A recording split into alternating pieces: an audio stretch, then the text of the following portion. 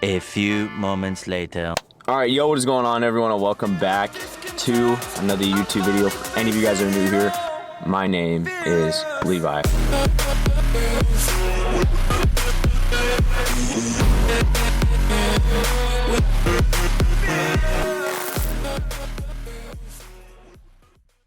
Today's video, I wanted to talk to you guys specifically about bulking. It's that time of year where people are trying to put on some size before they go into the summer and start cutting and whatnot. And as someone who's done this countless times, I feel like there is a proper way to bulk. Again, this is all opinion. This is all speculation based off of my experience that I've had over the years. There's no right or wrong way to do it, even though I believe there is a right way to do it. And so that's what I'm going to be talking about primarily today in the video. I just think that it's really important to have this good foundation so that when you bulk again and cut again, you already have the foundation laid out for you. So that's what we're going to be specifically talking about in today's video. But to continue further the video, this morning we're just going to do some shoulders, and we're also going to do some back. We're going to do some back. Can't do anything with the wrist yet. You know what? It actually feels better though in terms of like, I will try to test sometimes like pushing on something with this part of my hand. And it does feel better. Like, yeah, there's still some pain. I don't know why, but when I wake up, it really hurts, which is kind of weird. I don't know if it's because I sleep on it. You know, I sleep on my stomach. Little TMI right there. I don't know why I'm telling you guys my sleep position, but yeah, I sleep on my stomach. So sometimes I wonder if my hand gets underneath my face like that. But either way, that's what we have on the menu today, is what it is. Hoping to kind of be back next week. We'll see. I told myself if it doesn't feel any better this week, that I will schedule myself a doctor appointment to figure out exactly what's going on. Yeah, again, is what it is. We can only control the controllables. And one of the things that we're going to control right now is this workout. So we're going to get on in there and get to it.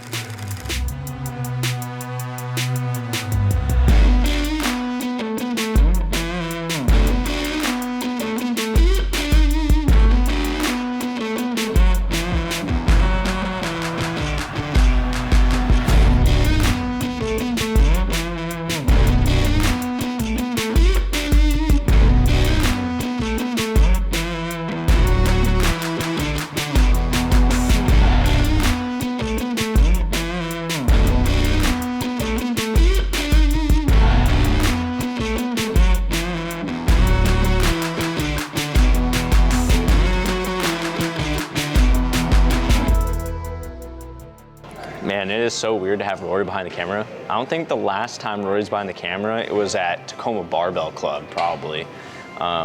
Rory's just been like, I don't know what he's been up to. What have you been up to?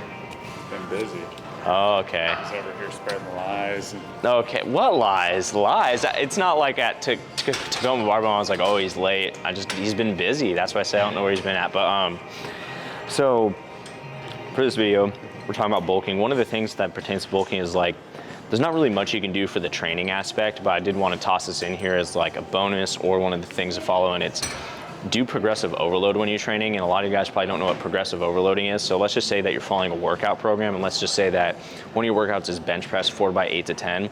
So progressive overload would look like doing that normally, but maybe for like a week or two, you increase the weight for that bench press session that you have. Maybe you're hitting 185, but for 2 weeks you're like, okay, I'm gonna do 225, but I'm gonna do 4 to 6 reps instead of the 8 to 10 that I normally do. Or you increase the rep range for the weight that you already have for those 2 weeks. So maybe you do 185 for 8 to 10, but for 2 weeks you do 185 for like 10 to 12.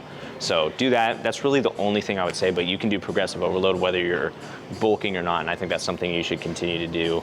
But other than that, there's really not much you can do for the training aspect. It's really just diet and other sort of habitual things that you do for your daily routine. That's pretty much it. I don't think Rory has anything else to say. He's done. He's gonna go do busy things again. All right, so not as cold as it was the other day. The other day when I went for a run, or on my last video I should say, it was 18 or 17 degrees when I went for a run, so double that. Not bad. It's still freaking cold though. Like, it still feels cold. We started out at 20 degrees this morning, you guys can see, so it's freaking cold this morning. I think we're just gonna do another 5 miles. Honestly, I've been just cruising at 5 miles lately. I don't see any other reason to really go that extreme or that hard today. To be honest with you guys, I'm gonna try maybe a little bit of a different route. But other than that, really not trying to push any sort of limit right now. My routine's kind of everywhere. You guys know the wrist has been hurting and all, but whatever, is what it is. So yeah, that's why I'm not really following like a regimented of anything right now, which sucks. It's kind of irritating. But anyway, we're going to start with the first thing that I think that you need to do when you bulk, or how to properly bulk. It's continue to do your cardio. For some reason, people will do cardio on a cut but not on their bulk. And I don't really understand that. Like, it's not like cardio is going to take away from your bulk. I mean, if you do it wrong, yeah, it can, but you need to keep doing cardio on your bulk. Your cardiovascular health is so important. Your heart helps to pump blood to the muscles for them to get oxygen. The more efficient it is at doing that, the more efficient your workouts will be, and it'll probably help you actually increase the muscle, which is what you're trying to do with bulking. So continue to do your cardio. Your heart is the most important muscle in your body, so you need to just continue to do cardio. I kind of used to be like that. Like, when I was bulking and whatnot, I would quit doing cardio and then when I cut, get back into it. And one of the other things, and maybe this is just, personal, I think it is more so a personal thing, but I absolutely hate being out of shape cardiovascular wise, because I always felt like I needed to get back into shape. When I would cut, and then getting back into shape would suck, and I was tired of it sucking. So I was like, I'm just going to stay in shape in terms of cardiovascular health year round, so I don't have to do that. And I've been able to bulk, cut, and do everything with continuous cardio. So just continue to do your cardio. I'm going to stop standing around because I'm just going to get cold sitting here, and I've already warmed up. I'm get ready to go. So I'm going to get going.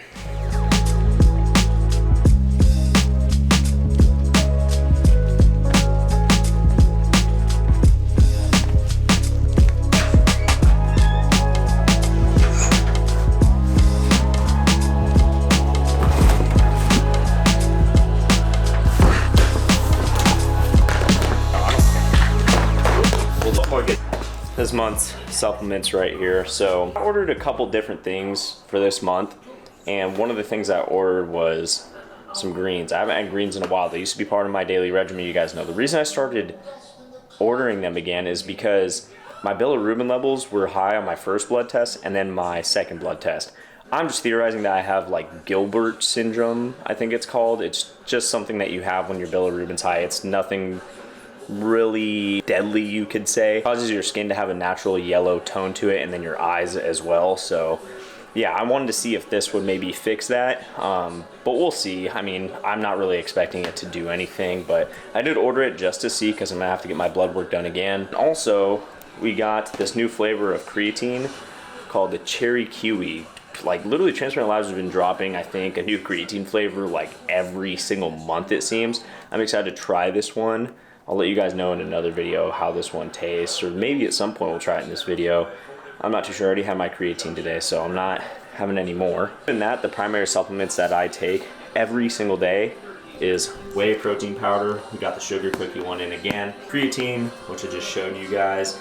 And we also are now taking Hydrate every single day. That's something that has been relatively in my daily supplement routine for like the past year, but I kind of like solidified it in my mind that this is a daily supplement for me now. It's just like the overwhelming data on electrolytes and what they do and how they help your performance was just outstanding, because I read an article about it and then I listened to Andrew Huberman's podcast on it. I was like, I just need to make this a normal, routinely supplement that I have every single day to help my performance. And so something I started taking. But if you guys want to pick up any Transparent Lab supplements, there'll be a link down in the description. Code Levi will save you 10% off.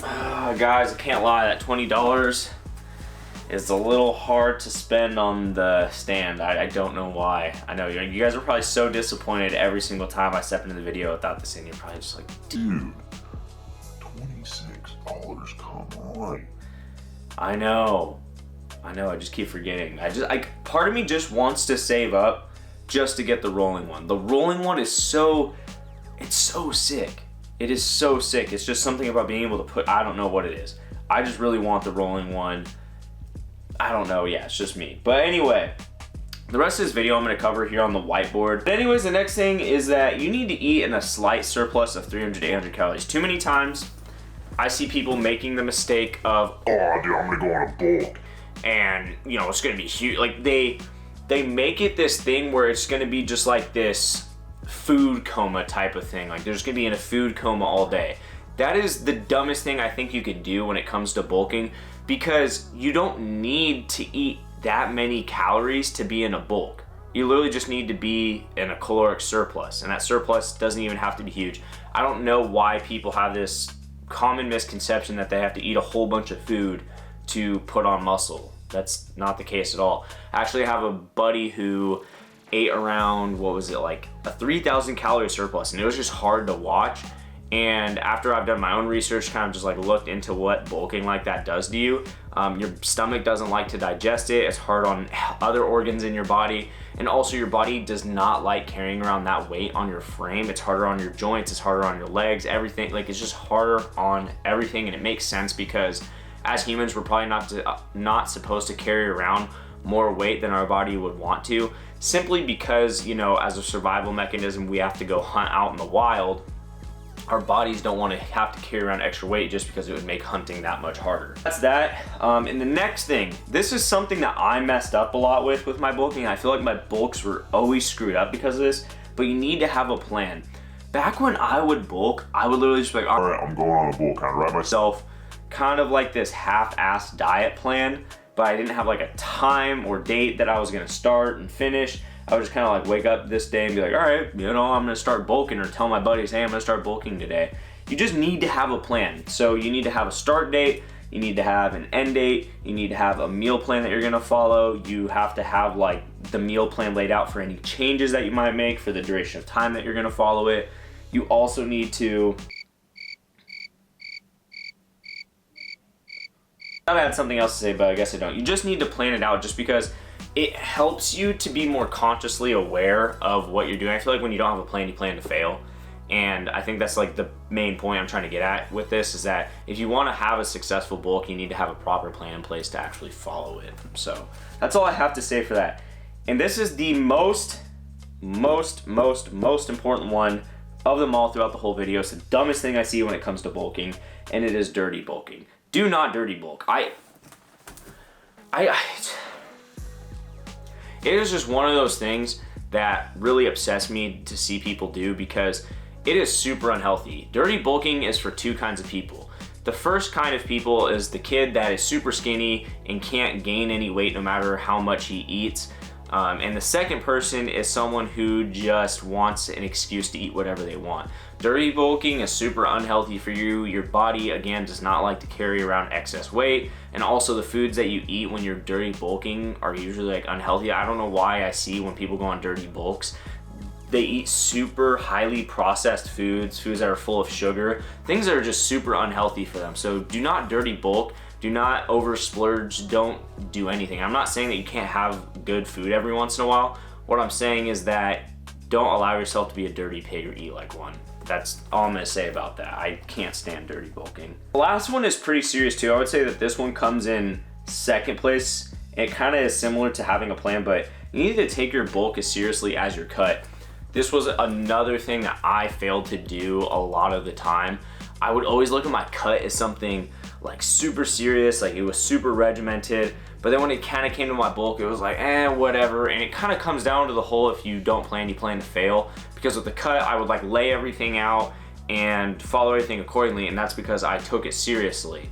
And if you don't take your bulk seriously, the chances are that you're probably not going to meet that goal. I just feel like for me, every single time I bulk, I would just put on like this extra fat, and I literally didn't really even gain any muscle per se. I think there was one time where I went on bulk and it worked because I had a start date that I wanted to do, I had an end date that I wanted to have, and what am I saying? I worded that so weirdly. But anyway, I just had a whole plan to it, and it was probably the most beneficial bulk that I had. It's because I took it seriously. Like, I knew what I wanted, I knew what I wanted to do, and I took it serious like my cut. I have a buddy named Josh who was on the old channel, some of you guys may remember, and he took his bulks as serious as his cuts, and they paid off. Like, they paid off extremely well. And it was simply because he took them as serious as his cuts. Like, he didn't stray away from his meal plan all the time. Like, I don't know if you guys notice, I still meal prep when I'm not even cutting. Like, I'm trying to always be serious about what I'm doing. I'm trying to always obtain some better version of myself and get better. And one of the ways I'm trying to get better is put on more muscle. And how do I do that? Well, I got to take the bulk seriously. How do I do that? Treat it like my cut. So that's everything else that I wanted to cover for this video. Screenshot this, do whatever you want, write it down. I just think it's super important, especially for young kids to know this, because I think it can just be very, how do I word this? Like when you're learning how to bulk and how to do all this fitness stuff, it can be very upsetting along the way, you know. It's one of those things, for me at least, where I just, man, it took forever, it felt like, to figure all of this stuff out, you know. And there were so many times where I personally wanted to give up trying to, you know, achieve my goal of having the physique I wanted, and I just felt like I was never gonna get there. But then, you know, 4 or 5 years later, after trial and error, you finally get there. And that's a lot of things in life, but as long as I can spread that knowledge to you guys so you guys don't have to wait that 4 to 5 years, that's what matters to me. So hopefully you guys got something out of this video. That's pretty much gonna do it for this video today. That's it. That is it. With that being said, I hope you guys liked this video. If you guys did, be sure to give it a like. If any of you guys are new here, do not forget to press the subscribe button. Also, just want to briefly mention this. I think that we might have a marathon series coming up soon. I've been kind of looking into some marathons coming around. You guys know my last marathon, I didn't qualify for Boston. I got close, and I just want to do it again. Like, I just really want to qualify for Boston. And I've been looking at marathons around me, but it's been kind of hard to find one. So I just want to let you guys know that that might be a possibility. I know I said I wasn't competing in 2024, but if I have a couple things get themselves worked out, we could potentially see a marathon series on here. But that being said, not trying to do too, love this, guys, and I'll see you all in the next